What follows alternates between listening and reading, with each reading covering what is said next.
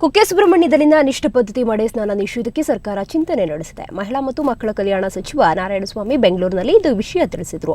Doctor Ambedkar ಅವರ 55ನೇ ಪುಣ್ಯತಿಥಿ ಕಾರ್ಯಕ್ರಮದಲ್ಲಿ ಪಾಲ್ಗೊಂಡು ಮಾತನಾಡಿದ ಅವರು, ಮಡೆ ಸ್ನಾನ ಬಗ್ಗೆ ವರದಿಯನ್ನು ನೀಡುವಂತೆ ಸಮಾಜ ಕಲ್ಯಾಣ ಇಲಾಖೆ ಆಯುಕ್ತರಿಗೆ ಸೂಚನೆ ನೀಡಿದ್ದೇನೆ.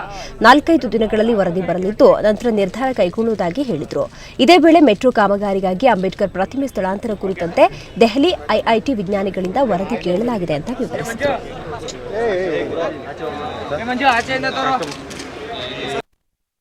ಸ್ಥಾನದ ಬಗ್ಗೆ ಕುಕ್ಕೆ ಸುಬ್ರಹ್ಮಣ್ಯ ದೇವಸ್ಥಾನದ ಮತ್ತು ಅಲ್ಲಿಗೆ ಹೋಗಬೇಕಾಗಿದೆ. ಅಲ್ಲಿ ಪೂರ್ವಕಾಲದಿಂದ ಏನು ಕಾರ್ಯಕ್ರಮ ನಡೀತಾ ಇತ್ತು, ಯಾವ ಆದಾದ್ಮೇಲೆ ನಡೀತು, ಯಾವ ಸಮಾಜ ಆ ಮಡೆ ಸ್ಥಾನವನ್ನು ಮಾಡ್ತಾ ಇದ್ದಾರೆ, ಒಟ್ಟಾರೆ ಸಮಾಜ ಮಾಡಿದ್ರೆ ಅದ್ರ ಬಗ್ಗೆ ಯಾವುದೇ ಚರ್ಚೆ ಇಲ್ಲ. ಆದರೆ ದಲಿತರು ಮಾತ್ರ ಮಾಡಬೇಕು ಅನ್ನೋಗಿದ್ರೆ ಅಸ್ಪೃಶ್ಯತೆ ಆಗ್ತದೆ, ಅದು ಅಂಧಾಕಾರ ಆಗ್ತಾರೆ. ಆ ನಿಟ್ಟಿನಲ್ಲಿ ನಾವು ವರದಿಯ ಬಂದ ನಂತರ ಅದನ್ನು ನಿಷೇಧ ಮಾಡಬೇಕಾ, ದಲಿತರೇ ಮಾಡ್ತಾಗಿದೆ, ದಲಿತರಿಗೆ ಅಪಮಾನ ಆಗಿದೆ, ಖಂಡಿತವಾಗ್ಲೂ ನಿಷೇಧವನ್ನು ಮಾಡ್ತೇವೆ.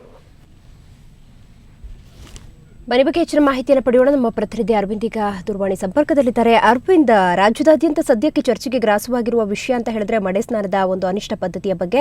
ಆದರೆ ಒಂದು ಕಡೆ ಕುಕ್ಕೆ ಸುಬ್ರಹ್ಮಣ್ಯದಲ್ಲಿಯೇ ಒಂದು ರೀತಿಯ ಪ್ರತಿಭಟನೆಗಳು ನಡೀತಾ ಇದ್ದಾವೆ, ಮಡೆ ಸ್ನಾನವನ್ನು ಮುಂದುವರಿಸಬೇಕು ಅಂತ.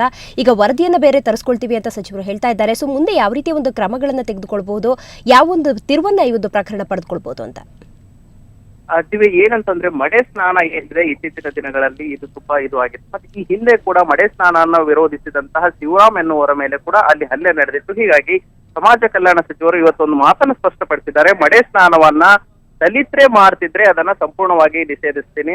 ಒಂದು ವೇಳೆ ದಲಿತರ ಜೊತೆ ಬೇರೆ ಎಲ್ಲ ಜನಾಂಗದವರು ಕೂಡ ಮಡೆ ಸ್ನಾನದಲ್ಲಿ ಭಾಗವಹಿಸಿದ್ರೆ ಅದಕ್ಕೆ ಸಂಬಂಧಪಟ್ಟ ಹಾಗೆ ಕೂಡ ನಾನು ರಿಪೋರ್ಟ್ ಅನ್ನ ಕೇಳಿದ್ದೀನಿ. ಕುಕ್ಕೆ ಸುಬ್ರಹ್ಮಣ್ಯ ದೇವಸ್ಥಾನದ ಆಡಳಿತ ಮಂಡಳಿ ಆಗಿರ್ಬೋದು ಅಥವಾ ಅಲ್ಲಿಯ ಅಧಿಕಾರಿಗಳಿಂದ ನಾನು ಒಂದು ವರದಿಯನ್ನ ಕೇಳಿದ್ದೀನಿ. ಆ ವರದಿ ಬಂದ ನಂತರ ಮುಂದಿನ ಕ್ರಮವನ್ನ ಕೈಗೊಳ್ಳಲಾಗುತ್ತೆ. ಆದ್ರೆ ದಲಿತರೇ ಅದನ್ನ ಮಾಡಿರೋದ್ರಿಂದ ದಲಿತರಿಗೆ ಇದರಿಂದ ಅವಮಾನ ಆಗಿದೆ. ಮತ್ತೆ ಕೆಲವು ದಲಿತ ಮುಖಂಡರು ಈ ಮಡೆ ಸ್ನಾನವನ್ನ ವಿರೋಧಿಸಿದಾಗ ಅವರ ಮೇಲೂ ಕೂಡ ಕುಕ್ಕೆ ಸುಬ್ರಹ್ಮಣ್ಯದಲ್ಲಿ ಹಲ್ಲೆ ಆಗಿದೆ. ಹೀಗಾಗಿ ಯಾರು ಶಿವರಾಮ್ ಅನ್ನುವರ ಮೇಲೆ ಹಲ್ಲೆ ನಡೆಸಿದ್ದಾರೆ ಅವ್ರ ಮೇಲೆ ಕೂಡ ಯಾವ ಕಾನೂನಿನ ಕ್ರಮದಲ್ಲಿ ಏನು ಕ್ರಮ ಕೈಗೊಳ್ಳಬಹುದು ಅದನ್ನು ಕ್ರಮವನ್ನು ಕೂಡ ಕೈಗೊಳ್ತೀನಿ. ಆದ್ರೆ ಈ ಮಡೆ ಸ್ನಾನ ದಲಿತರೇ ಮಾಡೋದ್ರಿಂದ ಸಂಪೂರ್ಣವಾಗಿ ಅದನ್ನ ನಿಷೇಧಿಸ್ತೀನಿ ಅಂತ ಕೂಡ ಸ್ಪಷ್ಟಪಡಿಸಿದ್ದಾರೆ. ಒಟ್ಟಾರೆಯಾಗಿ ವರದಿ ಏನಿದೆ ಆ ವರದಿ ಬಂದ ನಂತರ ಈಗಾಗಲೇ ಅಲ್ಲಿಯ ಅಧಿಕಾರಿಗಳಿಂದ ಹಾಗೂ ಆಡಳಿತ ಮಂಡಳಿಯಿಂದ ಒಂದು ವರದಿಯನ್ನ ಕೇಳಿದ್ದಾರೆ. ಈ ವರದಿ ಬಂದ ನಂತರವಷ್ಟೇ ಕ್ರಮ ಕೈಗೊಳ್ತೀನಿ. ಆದ್ರೆ ದಲಿತರು ಮಾಡ್ತಿರೋದ್ರಿಂದ ಇದನ್ನ ನಿಷೇಧಿಸಬೇಕಾದ ಅವಶ್ಯಕತೆ ಇದೆ. ಹೀಗಾಗಿ ನಮ್ಮ ಸರ್ಕಾರ ಇದನ್ನ ನಿಷೇಧಿಸುತ್ತೆ ಅಂತ ಕೂಡ ಸ್ಪಷ್ಟಪಡಿಸಿದ್ದಾರೆ. ಅರವಿಂದ್, ಒಂದು ಪಕ್ಷ ದಲಿತರೇ ಈ ಒಂದು ಮಡೆ ಸ್ನಾನ ನಿಷೇಧ ಬೇಡ ಅಂತ ಆಗ್ರಹಿಸಿ ಇದೊಂದು ಪದ್ಧತಿ ಹಿಂದಿನಿಂದ ಬಂದಂತೂ ಸಾಂಪ್ರದಾಯಿಕವಾಗಿ ನಾವು ಇದನ್ನು ನಡೆಸ್ಕೊಂಡು ಬರ್ತಾ ಇದ್ದೀವಿ, ಯಾವುದೇ ರೀತಿಯ ಮೇಲ್ಜನಾಂಗದಿಂದ ನಮಗೆ ಕಿರುಕುಳ ಆಗ್ತಿಲ್ಲ ಅಂತ ಸಚಿವರ ಮೊರೆ ಹೋದ್ರೆ ಏನಾಗಬಹುದು, ಅದಕ್ಕೇನಾದ್ರೂ ಸಚಿವರು ಉತ್ತರ ಹೇಳ್ತಾರೆ?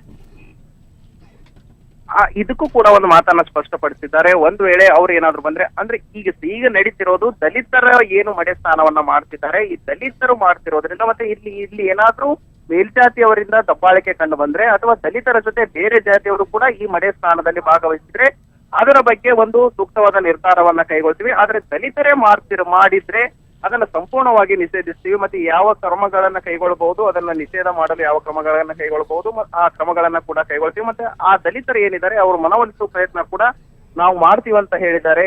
ದಲಿತರು ಏನಾದ್ರೂ ಇದರಲ್ಲಿ ಭಾಗವಹಿಸಿದ್ರೆ ನಿಷೇಧದಂತಹ ಕಠಿಣ ಕ್ರಮವನ್ನ ಕೈಗೊಳ್ತೀವಿ ಅನ್ನೋ ಮೂಲಕ ಒಂದು ಎಚ್ಚರಿಕೆಯನ್ನು ಕೂಡ ನೀಡಿದ್ದಾರೆ ಆಡಳಿತ ಮಂಡಳಿಗೆ. ಓಕೆ ಅರವಿಂದ್, ನಿಮ್ಮೆಲ್ಲ ಮಾಹಿತಿಗಾಗಿ ಧನ್ಯವಾದ.